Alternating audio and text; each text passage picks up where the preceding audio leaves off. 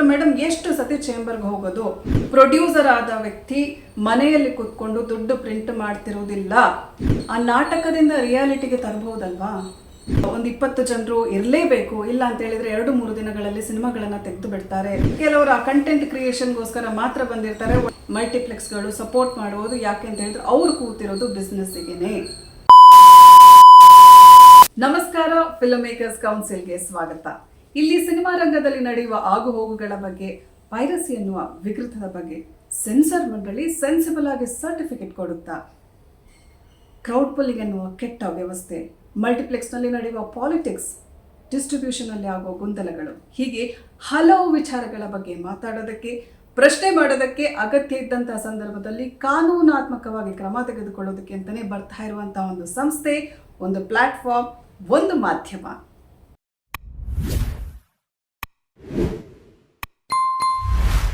ಹಿಂದಿನ ನನ್ನ 2 ಎಪಿಸೋಡ್ಗಳು crowd pulling ಬಗ್ಗೆ ಮಾತಾಡಿದಂತಹ ಸಂದರ್ಭದಲ್ಲಿ ಹಲವಾರು ಮಂದಿ ನೋಡಿದ್ದಾರೆ, ಒಂದಷ್ಟು ಜನರು ಕಾಲ್ ಮಾಡಿ ಕೇಳಿದ್ದಾರೆ, ಅವರ ಒಪಿನಿಯನ್ ಅನ್ನು ತಿಳಿಸಿದ್ದಾರೆ, ಪರವಾಗಿ ಮಾತಾಡಿದ್ದಾರೆ, ಒಂದಷ್ಟು ಜನರು ನನ್ನನ್ನು ಪ್ರಶ್ನೆ ಮಾಡಿದ್ದಾರೆ.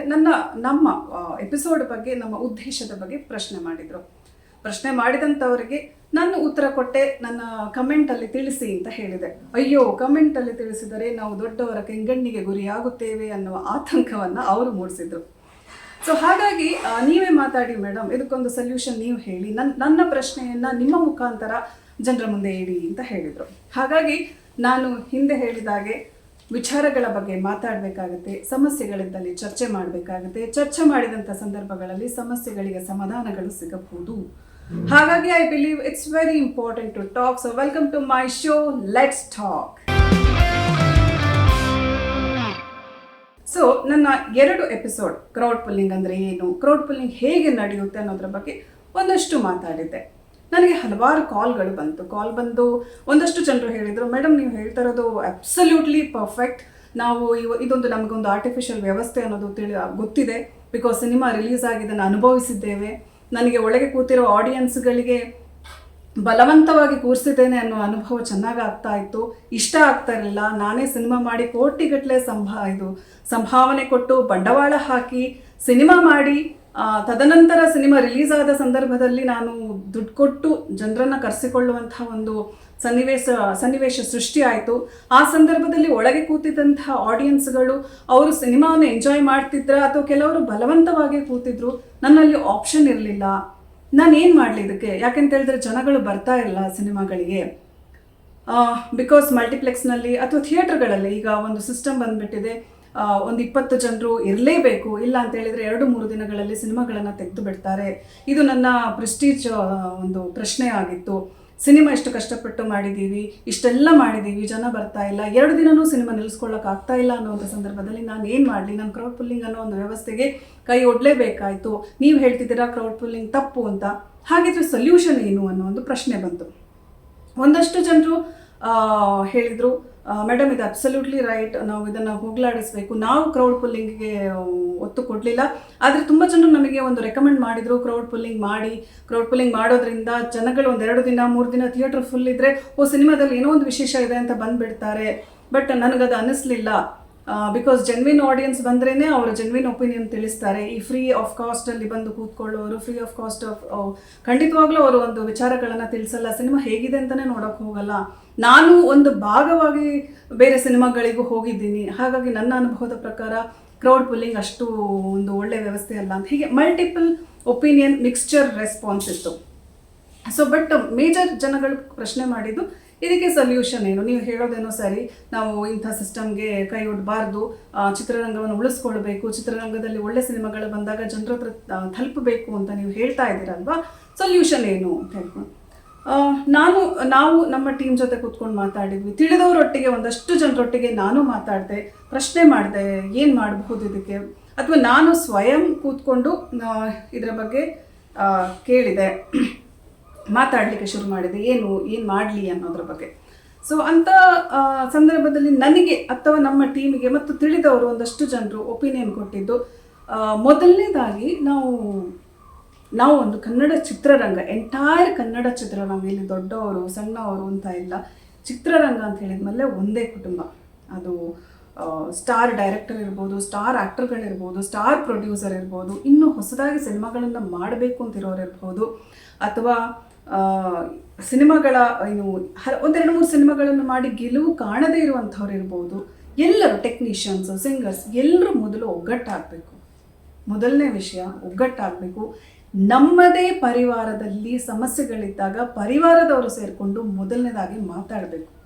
ಅದಕ್ಕೆ ಅಂತ ನಮಗೆ ಇರೋದು ಸದ್ಯದ ಮಟ್ಟಿಗೆ ಕೆಲವರು ಹೇಳಿದ್ದು ಚೇಂಬರ್. ಸರ್, ಆ ಚೇಂಬರ್ಗೆ ಹೋಗಿ ನಾವು ಚೇಂಬರ್ನಲ್ಲಿ ಮಾತಾಡಿದಂತಹ ಸಂದರ್ಭದಲ್ಲಿ ಸಾಲ್ವ್ ಆಗಬಹುದು ಅನ್ನೋದು ನನ್ನ ಒಪಿನಿಯನ್. ನಾನು ಅದನ್ನು ತಿಳಿಸಿದಾಗ ಕೆಲವರು ಹೇಳಿದ್ರು, ಮೇಡಮ್ ಎಷ್ಟು ಸತಿ ಚೇಂಬರ್ಗೆ ಹೋಗೋದು, ಚೇಂಬರ್ಗೆ ಹೋಗ್ತೀವಿ, ಅಲ್ಲಿಗೆ ಬೇಕಾದ ವ್ಯಕ್ತಿಗಳಿರಲ್ಲ, ಇದ್ದರೆ ಅವರಿಗೆ ಟೈಮ್ ಇರಲ್ಲ, ಎಷ್ಟು ಸತಿ ಅಂತ ಹೋಗಲಿ. ನೋ, ನಮ್ಮ ಕೆಲಸಗಳಾಗಬೇಕು ಅಂತ ಹೇಳಿದರೆ ನಾವು ಪದೇ ಪದೇ ಪದೇ ಹೋಗಬೇಕು, ಪದೇ ಪದೇ ಪದೇ ವಿಚಾರವನ್ನು ಮಾತಾಡಬೇಕು. ಚೇಂಬರ್ನಲ್ಲಿ ಕೂತವರು ಬರೀ ಚೇಂಬರ್ನಲ್ಲಿ ಕೂತ್ಕೊಂಡಿರಲ್ಲ, ಅವರಿಗೂ ಕೂಡ ಕೆಲಸಗಳಿರುತ್ತವೆ. ಅವರಿಗೆ ಈ ವಿಚಾರವನ್ನು ನಾವು ಪದೇ ಪದೇ ಪದೇ ಒಂದು ಒಗ್ಗಟ್ಟಾಗಿ ಒಂದು ಪರಿವಾರವಾಗಿ ಹೋಗಿ ಮುಟ್ಟಿಸಿದಂಥ ಸಂದರ್ಭದಲ್ಲಿ ಅವರ ಸಮಸ್ಯೆಗಳ ಅತ್ತ ನೋಡ್ತಾರೆ. ನೋಡಿದಂಥ ಸಂದರ್ಭದಲ್ಲಿ ಅವರು ಕೂಡ ನಮ್ಮ ಜೊತೆ ಕೈ ಜೋಡಿಸಬಹುದು. ಬಿಕಾಸ್ ನಮಗೆ ಇಲ್ಲಿ ಹಕ್ಕಿದೆ. ಚಿತ್ರರಂಗದ ಮಂದಿಗಳು ನಾವು ಹಣ ಕೊಟ್ಟು ಅಲ್ಲಿ ಮೆಂಬರ್ಸ್ ಆಗಿರ್ತೀವಿ. ನಮ್ಮ ಹಕ್ಕು, ನಮಗೆ ಆಗಿರೋ ತೊಂದರೆಗಳನ್ನು ನಮಗೆ ಪ್ರಶ್ನೆ ಮಾಡುವ ಹಕ್ಕಿದೆ. ನಾವು ನಮ್ಮ ಸಮಸ್ಯೆಗಳನ್ನು ಅವರ ಮುಂದೆ ತೆಗೆದುಕೊಂಡು ಹೋಗಿ ಇಡುವಂಥ ಹಕ್ಕಿದೆ. ಒಂದು ಸತಿ ಸಿಗ್ಲಿಕ್ಕಿಲ್ಲ, 2 ಸತಿ ಸಿಗ್ಲಿಕ್ಕಿಲ್ಲ, 10 ಸತಿ ಹೋಗೋಣ.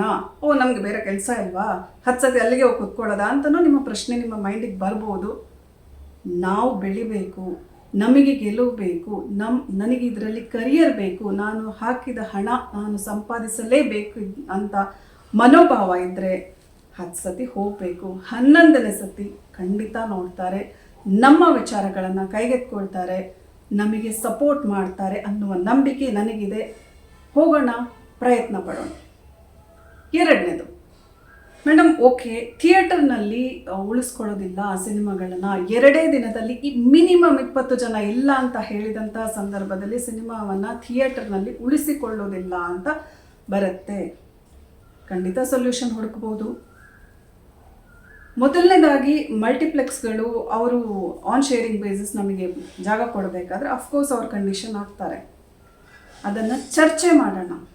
ಎಲ್ಲರೂ ಸೇರಿ ಚರ್ಚೆ ಮಾಡಿದಂಥ ಸಂದರ್ಭದಲ್ಲಿ ಎಲ್ಲರೂ ಸೇರಿ ನಮ್ಮಲ್ಲಿ ಸಮಸ್ಯೆ ಆಗ್ತಾ ಇದೆ, ನಮ್ಮ ಸಿನಿಮಾವನ್ನು ಮಿನಿಮಮ್ 1 ವಾರ ಇಟ್ಟುಕೊಳ್ಳುವಂಥ ಒಂದು ವ್ಯವಸ್ಥೆ ನಮಗೆ ಕೊಡಿ ಅಂತ ಹೇಳಿದ್ದಂಥ ಸಂದರ್ಭದಲ್ಲಿ ಥಿಯೇಟರ್ಗಳು, ಮಲ್ಟಿಪ್ಲೆಕ್ಸ್ಗಳು ಖಂಡಿತ ಸಪೋರ್ಟ್ ಮಾಡಬಹುದು. ಅದರ ಬಗ್ಗೆ ಖಡಾಖಂಡಿತವಾಗಿ ಈಗ ಹೇಳಲಿಕ್ಕಾಗಲಿಕ್ಕಿಲ್ಲ. ಬಹುಶಃ ಎಂಟೈರ್ ಚಿತ್ರತಂಡ, ಕನ್ನಡ ಚಿತ್ರತಂಡ ಒಟ್ಟಿಗೆ ಸೇರಿ ಇದನ್ನು ಅವರ ಮುಂದೆ ಇಟ್ಟಂಥ ಸಂದರ್ಭದಲ್ಲಿ ಖಂಡಿತ ಮಲ್ಟಿಪ್ಲೆಕ್ಸ್ಗಳು ಸಪೋರ್ಟ್ ಮಾಡುವುದು. ಯಾಕೆ ಅಂತ ಹೇಳಿದ್ರೆ ಅವರು ಕೂತಿರೋದು ಬಿಸ್ನೆಸ್ಸಿಗೆ, ವ್ಯಾಪಾರಕ್ಕಾಗಿ ಕೂತಿದ್ದಾರೆ ಅವರು ಕೂಡ. ಅಂಥ ಸಂದರ್ಭದಲ್ಲಿ ಅವ್ರು ಸಪೋರ್ಟ್ ಮಾಡ್ಬೋದು. ಆದರೆ ಇನ್ನೂ ಕೆಲವರು ಹೇಳಿದರು, ಮೇಡಮ್ ಮಲ್ಟಿಪ್ಲೆಕ್ಸ್ ಬೇಡ, ನಾವು ಸಿಂಗಲ್ ಥಿಯೇಟರ್ಗೆ ಹೋಗೋಣ ಅಂತ ಮಾಡಿದಂಥ ಸಂದರ್ಭದಲ್ಲಿ ಸಿಂಗಲ್ ಥಿಯೇಟರ್ನಲ್ಲಿ ನಮಗೆ ಯಾವುದೇ ರೀತಿಯ ಸಪೋರ್ಟ್ ಸಿಗಲ್ಲ. ಸ್ಟಾರ್ಗಳಿಲ್ಲ ಅಂತ ಹೇಳಿದ ತಕ್ಷಣ ಸರ್ ಈ ಸಿನಿಮಾ ನಡೆಯಲ್ಲ ಅಂತ ಹೇಳಿಬಿಡ್ತಾರೆ. ಈ ಸಿನಿಮಾ ಚೆನ್ನಾಗಿ ನೋಡೇ ಇರಲ್ಲ, ಸಿನಿಮಾ ಚೆನ್ನಾಗಿಲ್ಲ ಅನ್ನೋ ಒಂದು ಒಪಿನಿಯನ್ ಅವ್ರು ಕೊಟ್ಬಿಡ್ತಾರೆ. ರೆಂಟ್ ಕೊಡಿ, ಇಲ್ಲ ಅಂತ ಹೇಳಿದ್ರೆ ನಾವು ಹಿಂಗೆ ನಡೆಸೋದು ಅಂತ ಕೇಳ್ತಾರೆ. ಇದಕ್ಕೂ ಎಲ್ಲರೂ ಸೇರಿದರೆ, ಒಗ್ಗಟ್ಟಾಗಿ ಮಾಡಿದರೆ, ಎಲ್ಲರೂ ಒಂದು ಪರಿವಾರದಾಗಿ ಚಿತ್ರತಂಡ, ಎಂಟೈರ್ ಚಿತ್ರತಂಡಗಳು ಚಿತ್ರರಂಗನೇ ಒಂದು ರಿಕ್ವೆಸ್ಟ್ ಮಾಡಿದಂಥ ಸಂದರ್ಭದಲ್ಲಿ ಬಹುಶಃ ಅವರು ಇಂತಹ ಸಿನಿಮಾಗಳಿಗೆ, ಎಲ್ಲ ಸಿನಿಮಾಗಳಿಗೆ, ಇಂಥ ಸಿನಿಮಾ ಅಂಥ ಸಿನಿಮಾ ಅಂತ ಹೇಳೋಕ್ಕಾಗಲ್ಲ, ಎಲ್ಲ ಸಿನಿಮಾಗಳಿಗೆ ಒತ್ತು ಕೊಡಬಹುದು. ಜನರನ್ನು ಕರೆಸೋದಕ್ಕೆ ಮೊದಲು ನಾವು ಒಳ್ಳೆಯ ಸಿನಿಮಾಗಳನ್ನು ಮಾಡಬೇಕು. ಆಫ್ಕೋರ್ಸ್ ಎಲ್ಲರ ಸಿನಿಮಾ ಮಾಡುವಂಥವ್ರು ಪ್ರತಿಯೊಬ್ಬರು ಒಳ್ಳೆ ಸಿನಿಮಾ ಮಾಡಬೇಕು, ಚೆನ್ನಾಗಿರೋ ಸಿನಿಮಾ ಮಾಡಬೇಕು, ಒಳ್ಳೆ ಕಂಟೆಂಟ್ ಇರಬೇಕಂತಲೇ ಸಿನಿಮಾ ಮಾಡ್ತಾರೆ. ಯಾಕೆಂತ ಹೇಳಿದ್ರೆ ಬಂಡವಾಳ ಹಾಕೋನು ಸುಮ್ಮನೆ ತಂದೆ ಏನಾದರೂ ಒಂದು ಮಾಡಿಬಿಸಾಕು ಅಂತ ಯಾರೂ ಹಾಕಲ್ಲ. ಬಿಕಾಸ್ ಪ್ರೊಡ್ಯೂಸರ್ ಆದ ವ್ಯಕ್ತಿ ಮನೆಯಲ್ಲಿ ಕೂತ್ಕೊಂಡು ದುಡ್ಡು ಪ್ರಿಂಟ್ ಮಾಡ್ತಿರುವುದಿಲ್ಲ. ಆತನ ಹತ್ರ ಅಂತಹ ಯಾವುದೇ ಎಕ್ವಿಪ್ಮೆಂಟ್ಗಳಿರಲ್ಲ. ಆತ ತನ್ನಲ್ಲಿರುವ ಪ್ರಾಪರ್ಟಿಯನ್ನು ಇಟ್ಟು ಮಾಡ್ಬೋದು, ಒಂದಷ್ಟು ಜನರ ಕೈಯಿಂದ ಕೇಳಿ ತೊಗೊಂಡು ಬರೋದಿರಬಹುದು, ಲೋನ್ ಮೂಲಕ ವೆಹಿಕಲ್ ಅಡವಿಡೋದು, ಏನೇನೋ ಮಾಡಿಬಿಡ್ತಾರೆ. ಒಬ್ಬ ಪ್ರೊಡ್ಯೂಸರ್ಗೆ ಆತ ಹಣ ತರೋದು ಹಲವು ಮೂಲಗಳಿಂದ ತಂದ ಮೇಲೆ ಆತ ಪ್ರೊಡ್ಯೂಸರ್ ಅಂತ ಹೇಳಿಸ್ಕೊಳ್ತಾನೆ ಹೊರತು ಅಲ್ಲಿ ತನಕ ಅವನು ಕೂಡ ಎಫರ್ಟ್ ಆಗ್ತಾ ಇರ್ತಾನೆ ಹಣವನ್ನು ತಂದು ಒಂದು ಸಿನಿಮಾಕ್ಕೆ, ಒಂದು ಕಂಟೆಂಟಿಗೆ ಸುರಿಯೋದಕ್ಕೆ. ಸೊ ಇಲ್ಲಿ ಎಲ್ಲರೂ ಸೇರಿ, ಎಲ್ಲ ಚಿತ್ರತಂಡ ಅಂತ ಕನ್ನಡ ಚಿತ್ರರಂಗ ಎಲ್ಲವೂ ಸೇರಿ, ಎಲ್ಲರೂ ಸೇರಿ ಒಂದು ವಿಚಾರದ ಬಗ್ಗೆ ಮಾತನಾಡಿದಾಗ ಅಂತಹ ವಿಚಾರಗಳಿಗೆ, ಅಂಥ ಸಿನಿಮಾಗಳಿಗೆ, ಅಂಥ ಏನು ವಿಚಾರಗಳು ಇವಾಗ ಏನು ನಮಗೆ ಸಮಸ್ಯೆ ಕಾಡ್ತಾ ಇದೆ, ಆ ಸಮಸ್ಯೆಗೆ ಸೊಲ್ಯೂಷನ್ ಸಿಗುತ್ತೆ. ಇನ್ನು ಕ್ರೌಡ್ ಪುಲ್ಲಿಂಗನ್ನು ಸ್ಟಾಪ್ ಮಾಡೋದ್ರಿಂದ ಏನು ಪ್ರಯೋಜನ, ನಮಗೆ ಜನಗಳು ಬೇಕಲ್ವಾ ಅಂತ ಹೇಳೋರೆ, ಕ್ರೌಡ್ ಪುಲ್ಲಿಂಗಿಗೆ ನೀವು ಸುರಿಯುವ ಹಣವನ್ನು ಅದೇ ಕ್ರೌಡ್ ಪುಲ್ಲಿಂಗ್ ಏಜೆನ್ಸಿಯಿಂದ ಪಾಸಿಟಿವ್ ಆಗಿ ಕೆಲಸ ಮಾಡಿಸ್ಕೊಳ್ಬಹುದಲ್ಲ. ಫಾರ್ ಎಕ್ಸಾಂಪಲ್, ಒಬ್ಬ ಕ್ರೌಡ್ ಪುಲ್ಲಿಂಗ್ ಏಜೆಂಟಿಗೆ ನಾವು ಒಂದು ಟಾರ್ಗೆಟ್ ಕೊಡೋಣ. ಇದು ನನ್ನ ನಾವು ಮಾತಾಡಿ ನನ್ನ ಅನಿಸಿಕೆಯನ್ನು ನಾನು ಹೇಳ್ಕೊಳ್ತಾರೆ. ಒಂದು ಟಾರ್ಗೆಟ್ 1000 ಟಿಕೆಟ್ ಕೊಡಿ, 500 ಟಿಕೆಟ್ ಕೊಡಿ, ಅದಕ್ಕೆ ನಿಮ್ಮದೇ ನಿಗದಿ ಬೆಲೆಯನ್ನು ನೀವೇ ಫಿಕ್ಸ್ ಮಾಡಿ, ಇಷ್ಟು ರೇಟು. ನಾನು ಸುಮ್ಮನೆ ಸಿಂಪಲ್ಲಾಗಿ ಕೊಡ್ತೇನೆ, 100 ರೂಪೀಸ್ ಅಪ್ಪ ಟಿಕೆಟ್ಗೆ, ಹೋಗಲಿ 75 ರೂಪೀಸ್ ಟಿಕೆಟಿಗೆ ಶೇರ್ ಮಾಡ್ಕೊಳ್ಳೋಣ. ಬರುವ ಪ್ರಾಫಿಟಲ್ಲಿ ನಿನಗೊಂದಿಷ್ಟು ಕಮಿಷನ್, ಥಿಯೇಟ್ರಿಗೆ ನನಗೆ ಸೇಲ್ ಮಾಡು. ಟಿಕೆಟ್ ಸೇಲ್ ಮಾಡಿ ಜೆನ್ವಿನ್ ಆಡಿಯನ್ಸನ್ನೇ ಕರ್ಕೊಂಡು ಬರ್ತಾರೆ. ಮೊದಲ ಶೋ ಇರ್ಬೋದು, 2ನೇ ಶೋ ಇರ್ಬೋದು, 3ನೇ ಶೋಗೆ ಆತ ಟಿಕೆಟನ್ನು ಸೇಲ್ ಮಾಡಿ ಯಾರು ಒಳಗೆ ಬಂದು ಕೂತ್ಕೊಳ್ತಾರಲ್ಲ ಅವರು ನಿಮ್ಮ ಜೆನ್ವಿನ್ ಆಡಿಯನ್ಸ್ ಇರ್ತಾರೆ. ಅವರು ನಿಮ್ಮ ಸಿನಿಮಾ ಚೆನ್ನಾಗಿದೆಯಾ ಚೆನ್ನಾಗಿಲ್ವಾ ಅನ್ನೋ ಫ್ರ್ಯಾಂಕ್ ಒಪಿನಿಯನ್ ಅಂತ ತಿಳಿಸೋರಾಗಿರ್ತಾರೆ. ನಿಮಗೂ ಖುಷಿ ಆಗುತ್ತೆ, ಬಿಕಾಸ್ ಒಳಗೆ ಕೂತಿರೋವನು ನಿಮ್ಮ ಸಿನಿಮಾಕ್ಕೆ ಟಿಕೆಟ್ಗೆ ಹಣ ಕೊಟ್ಟು ಬಂದು ಕೂತಿದ್ದಾನೆ. ಆತನಿಗೆ ಆತನ ಎಲ್ಲ ಒಪಿನಿಯನನ್ನು ಎಕ್ಸ್ಪ್ರೆಸ್ ಮಾಡುವಂಥ ಒಂದು ಅಧಿಕಾರವೂ ಇರುತ್ತೆ. ಸೊ ಈ ಕ್ರೌಡ್ ಪುಲ್ಲಿಂಗ್ ಮಾಡೋದ್ರಿಂದ ಏನಾಗುತ್ತೆ, ನಾವು ಕೇವಲ ಒಂದು ಆರ್ಟಿಫಿಷಿಯಲ್ ಸಿಸ್ಟಮಿಗೆ ಇಂಪಾರ್ಟೆನ್ಸ್ ಕೊಟ್ಟಿರ್ತೀವಿ. ನಮಗೆ ಗೊತ್ತಿರುತ್ತೆ ಅಲ್ಲಿ ನಡೀತಾ ಇರೋದು ಆ ಬೆಳಗ್ಗೆ ಏನು ಮೊದಲ ಶೋನಲ್ಲಿ ಏನಾಗಿ ಎಲ್ಲವೂ ಆರ್ಟಿಫಿಷಿಯಲ್. ನಾವು ಮಾಡಿದವರಿಗೆ, ತರಿಸಿದವರಿಗೆ, ಈ ವ್ಯವಸ್ಥೆಯನ್ನು ಕೈ ಚಾಚಿದವರಿಗೆ ಗೊತ್ತಿರುತ್ತೆ this is purely on artificial system, ಇಲ್ಲಿ ಎಲ್ಲವೂ ನಾಟಕೀಯವಾಗಿ ನಡೀತಾ ಇದೆ ಅನ್ನೋದು ಗೊತ್ತಿರುತ್ತೆ. ಆ ನಾಟಕದಿಂದ ರಿಯಾಲಿಟಿಗೆ ತರಬಹುದಲ್ವಾ, ಪ್ರಯತ್ನ ಪಡ್ಬೋದಲ್ವಾ, ಮಾತಾಡಬೇಕಾಗುತ್ತೆ. ನಮ್ಮ ಚಿತ್ರರಂಗ ಫೇಸ್ ಮಾಡ್ತಿರೋ ವಿಚಾರಗಳನ್ನು ಮಾತಾಡಬೇಕಾಗತ್ತೆ, ಅಗತ್ಯ ಇರೋರ ಹತ್ರ ಹೋಗಬೇಕಾಗತ್ತೆ. ಇವತ್ತು ನಕ್ಷತ್ರಗಳಾಗಿ ಯಾರಿದ್ದಾರೆ ನಮ್ಮ ಕನ್ನಡ ಚಿತ್ರರಂಗದ ಬಿಗ್ ಸ್ಟಾರ್ಸ್, ಒಂದು ಕಾಲದಲ್ಲಿ ಅವರು ಕೂಡ ಸ್ಟ್ರಗ್ಲರ್ಸೇ. ಅವರು ಖಂಡಿತ ಸಮಸ್ಯೆಗಳನ್ನು ಅರ್ಥ ಮಾಡ್ಕೊಳ್ತಾರೆ, ಬಟ್ ಉಳಿದವರೆಲ್ಲರೂ ಅದಕ್ಕೆ ಒಗ್ಗಟ್ಟಾಗಿರಬೇಕು, ಅವ್ರ ಹತ್ರ ಅಪ್ರೋಚ್ ಮಾಡಬೇಕು, ಅವರು ಸಾಥ್ ಕೊಡ್ತಾರೆ. ಒಂದೇ ಕ್ಷಣದಲ್ಲಿ ಹೋದ ತಕ್ಷಣ ನನ್ನ ಕಾಲಿಗೆ ರೆಸ್ಪಾನ್ಸ್ ಮಾಡಬೇಕು, ನಾನು ಹೋದ ತಕ್ಷಣ ನಂಗೆ ಅಪಾಯಿಂಟ್ಮೆಂಟ್ ಕೊಡಬೇಕು, ನಾನು ಹೋದ ತಕ್ಷಣ ಬರ್ತೀನಿ ಅಂತ ಅವ್ರು ಬರಲ್ಲ. ಬಿಕಾಸ್ ಅವರವರಿಗೆ ಅವರವರದೇ ಆದಂಥ ಕೆಲಸಗಳಿರುತ್ತೆ, ಫಾಲೋ ಅಪ್ ಮಾಡಬೇಕು. ಬಿಕಾಸ್ ಉಳಿದವರು ಬೆಳೆಯಬೇಕು ಅನ್ನೋ ಉದ್ದೇಶ ಇದ್ದರೆ ನಾನು ಬೆಳಿಬೇಕು, ನನ್ನ ಜೊತೆಗೆ ಉಳಿದ ಮೇಕರ್ಸು ಬೆಳಿಬೇಕು ಅನ್ನೋ ಉದ್ದೇಶ ಇದ್ದರೆ ಎಲ್ಲರೂ ಒಟ್ಟಾಗಿ ಸೇರಿ ಈ ವಿಚಾರದ ಬಗ್ಗೆ ಧ್ವನಿ ಎತ್ತಿದ್ರೆ ಖಂಡಿತವಾಗ್ಲೂ ಸೊಲ್ಯೂಷನ್ ಸಿಗುತ್ತೆ. ಚಿತ್ರಗಳಿಗೆ, ಕನ್ನಡ ಚಿತ್ರಗಳಿಗೆ, ಸಿನಿಮಾಗಳಿಗೆ ಆಡಿಯನ್ಸ್ ಬರೋದಿಲ್ಲ ಅನ್ನೋದು ತಪ್ಪು. ಬೇರೆ ಸಿನಿಮಾಗಳನ್ನು ಇದೇ ಕನ್ನಡ ಆಡಿಯನ್ಸ್ ಹೋಗಿ ನೋಡ್ತಾರೆ ಅಂತ ಹೇಳಿದರೆ ನಮ್ಮಲ್ಲೂ ಕೂಡ ಏನೋ ಒಂದು ಕೊರತೆ ಇರಬಹುದಲ್ವಾ, ಏನೋ ಒಂದು ಸಮಸ್ಯೆ ಇರಬಹುದಲ್ವಾ. ಬಹುಶಃ ಜನರು ಚೇಂಜ್ ಕೇಳ್ತಾ ಇರಬಹುದು, ಗೊತ್ತಿಲ್ಲ. ಜನರ ಹತ್ರ ಹೋಗಿನೇ ಕೇಳಬೇಕು. ಇದ್ರ ಬಗ್ಗೆ ಮುಂದೆ ಇನ್ನೊಂದು 2-3 ಎಪಿಸೋಡ್ನಲ್ಲಿ ತಿಳಿಸ್ತೀವಿ. ಜನರಿಗೆ ಏನು ಬೇಕು, ಏನು ಚೇಂಜಸ್ ಕೇಳ್ತಿದ್ದಾರೆ, ನಿಜವಾಗ್ಲೂ ಚೇಂಜಸ್ ನೋಡ್ತಿದ್ದಾರಾ, ಜನರು ನಿಜವಾಗ್ಲೂ ಕನ್ನಡ ಚಿತ್ರಗಳನ್ನು ನೋಡುವ ಆಸಕ್ತಿ ಕಳ್ಕೊಂಡಿದ್ದಾರೆ ಅನ್ನೋದನ್ನು ಖಂಡಿತವಾಗ್ಲೂ ನಾವು ಕೇಳ್ತೀವಿ. ಅದ್ರ ಬಗ್ಗೆ ಒಂದು ವಿವರವಾದ ರಿಪೋರ್ಟನ್ನು ನಿಮ್ಮ ಮುಂದೆ ಜನರ ಮೂಲಕನೇ ಇಡ್ತೀವಿ. Because it is very important to talk and to share the opinion, express the opinion. ಜನರು, ನಾವು ಸಿನಿಮಾ ಮಾಡೋದೇ ಜನರಿಗೋಸ್ಕರ. ನಾವು ಚಿತ್ರರಂಗದವರು ಇವತ್ತು ಸ್ಟಾರ್ ಆಗ್ಬೋದು, ಯಾರಾದರೂ ಸ್ಟಾರ್ ಆಗಿರೋದೇ ಜನರಿಂದ. ಅವ್ರು ತಗೊಳ್ಳೋ ಒಂದೊಂದು ಟಿಕೆಟ್ ಕೂಡ ಅಷ್ಟು ವ್ಯಾಲ್ಯೂ ಇರುತ್ತೆ.